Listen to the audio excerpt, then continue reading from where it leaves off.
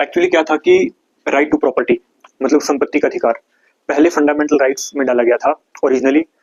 उस टाइम पर क्या था कि सरकार आपकी प्रॉपर्टी एक्वायर नहीं कर सकती थी किसी एक्ट के थ्रू। फॉर एग्जाम्पल सरकार को रोड निकालना है, नेशनल हाईवे निकालना है आपके खेत से, मतलब आपके खेत उस रोड के बीच में आ रहे हैं।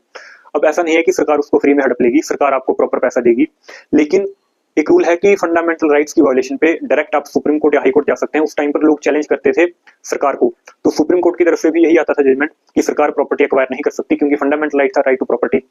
तो नेहरू जी बड़े ही उच्च कोटि के नेता थे।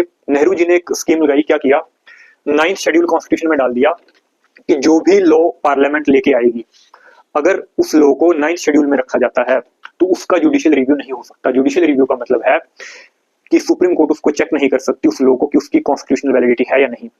देखिए एक बात समझिए, लॉ मेकिंग का काम करती है लेजिस्लेचर, लॉ को एग्जीक्यूट करती है एग्जीक्यूटिव, लॉ को चेक करती है जुडिशरी। अब जुडिशरी से ताकत ले ली कि आप लॉ चेक नहीं कर सकते और डाल दिया उसको शेड्यूल 9 में, इसीलिए सबसे विवादित शेड्यूल माना गया है अब तक का ये शेड्यूल 9।